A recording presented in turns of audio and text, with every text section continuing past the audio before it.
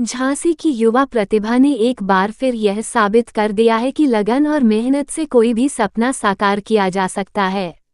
सुधीर कुमार जैन और स्वर्गीय डॉक्टर ममता जैन की छोटी बेटी मृदुभाषिनी जैन ने अपनी काबिलियत से दुनिया की नंबर 1 रैंक वाली यूनिवर्सिटी हार्वर्ड यूनिवर्सिटी में आयोजित एक प्रतिष्ठित अंतर्राष्ट्रीय सम्मेलन में जगह बनाई है।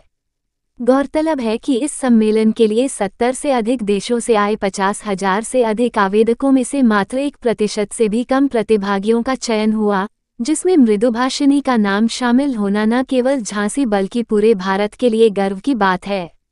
वे झांसी की पहली प्रतिभागी हैं जिन्हें इस सम्मान के लिए चुना गया है। कठिन चयन प्रक्रिया और अंतर्राष्ट्रीय मंच पर पहचान। इस प्रतिष्ठित सम्मेलन की चयन प्रक्रिया अत्यंत कठिन और सबसे पहले आप ये बताइए कि आपने जो आज आपकी चर्चा पूरे झांसी में हो रही है, पूरा विश्व आपको बधाई दे रहा है। तो सबसे पहले आप ये बताइए कि क्या ऐसा झांसी के लिए आपने प्राप्त किया है, झांसी की जनता और देश की जनता आपको इतना प्यार दे रही है? एक्चुअली मैं एक हार्वर्ड यूनिवर्सिटी की कॉन्फ्रेंस में सेलेक्ट हुई थी जी। और उसमें 70 से भी ज़्यादा कंट्रीज से लोग पार्टिसिपेट करते हैं, जिसमें 50,000 प्लस एप्लीकेंट्स रहते हैं और उसका सिलेक्शन रेट सिर्फ 1 या 2% से भी कम है। तो मैं मुश्किल से उन 250 बच्चों में थी जो सिलेक्ट हुई और वहाँ इंडिया को रिप्रेजेंट किया। अब आपसे मैं दूसरा सवाल, इसके लिए क्या क्या तैयारी की और क्या क्या आपको इसके लिए जो है मेहनत करनी पड़ी, और इस तक पहुंचने के लिए आपने क्या क्या प्रयास किए, थोड़ा सा हमारे दर्शकों को बताइए। तो इसमें मेनली ये होता है कि एक फॉर्म आता है उनकी ऑफिशियल साइट पे, जो 2 स्टेप प्रोसेस रहता है सिलेक्शन का। पहले स्टेप में आपको उन्हें क्वेश्चंस के आंसर लिख के भेजने होते हैं 500 वर्ड्स तक में, और अगर आप सिलेक्ट होते हैं तो वो आपको ईमेल करते हैं कि आप दूसरे राउंड के लिए सिलेक्ट हो गए।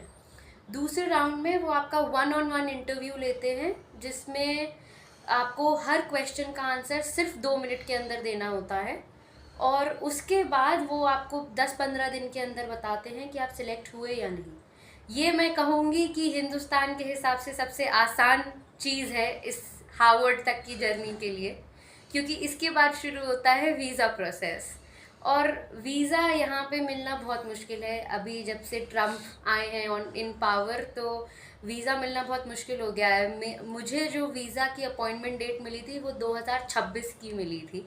उसके बाद इमरजेंसी वीज़ा के लिए अप्लाई करना पड़ा, फिर वो अप्रूव हुआ, फिर उसमें पैन इंडिया आपको कहीं पे भी बायोमेट्रिक और इंटरव्यू के लिए जाना पड़ सकता है, जिसमें ये नहीं पता होता कि आपको वीज़ा मिलेगा या नहीं। उसके बाद आप बायोमेट्रिक देते हैं अपना, फिर आप इंटरव्यू देते हैं। फिर अगर वहाँ पे इंटरव्यू में आपको यूएस एम्बेसी ने हाँ बोल दिया वीज़ा के लिए, उसके बाद आपका पासपोर्ट 7 दिन बाद आपके घर आता है। इसमें जाने के लिए किसने प्रेरित किया और आपने इसकी शुरुआत कहाँ से करी?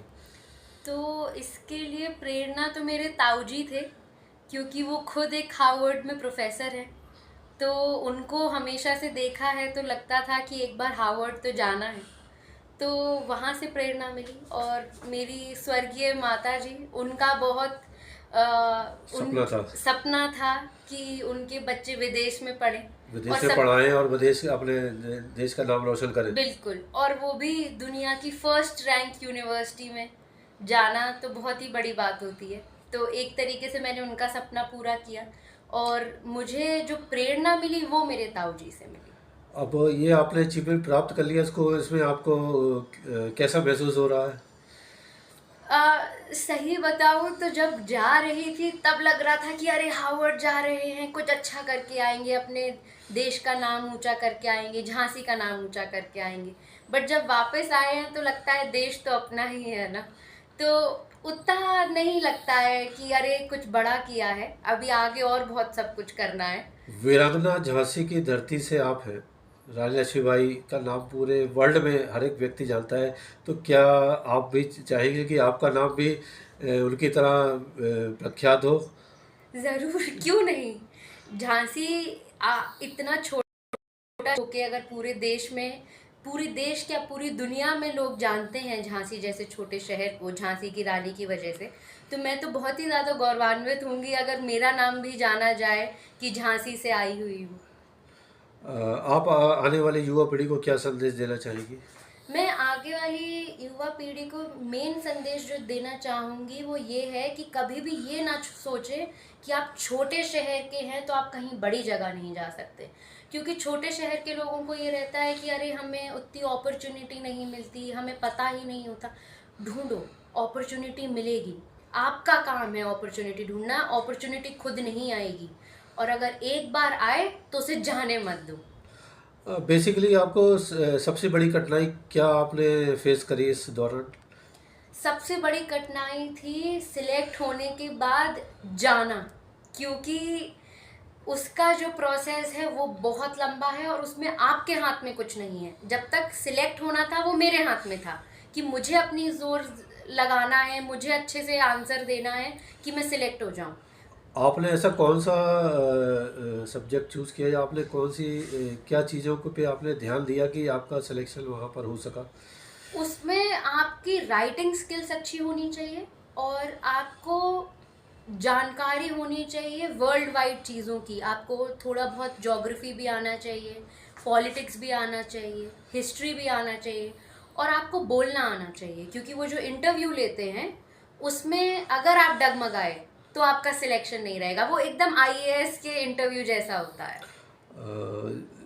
जब आपका इंटरव्यू हो गया था और जब आपको सूचना मिली कि आपको वहाँ पर प्रेजेंटेशन देने के लिए बुलाया गया, तब आपकी प्रतिक्रिया, पहली प्रतिक्रिया क्या थी?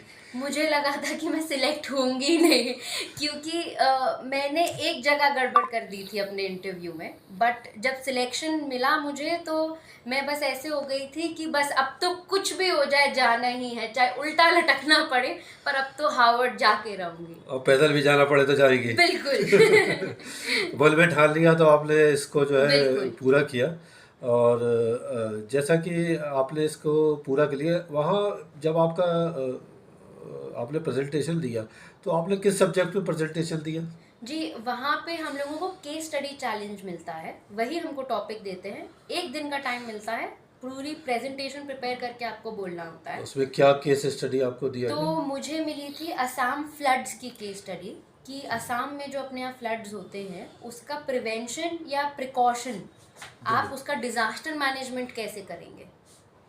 कि आप जो मान हानि होती है उधर पे या जो प्रॉपर्टी डिस्ट्रॉय होती है, आप उसको कैसे कम कर सकते हैं। तो मैंने उस पर प्रेजेंट किया था। प्राप्त कर लिया है, इसके लिए आप अपना इस सफलता का श्रेय किन किन को देना चाहेगी? सबसे पहले तो मैं अपने फादर को थैंक यू बोलना चाहूँगी, क्योंकि मैंने तो उम्मीद छोड़ दी थी कि मैं जा पाऊँगी। वही थे जिन्होंने कहा कि नहीं बेटा कुछ करेंगे।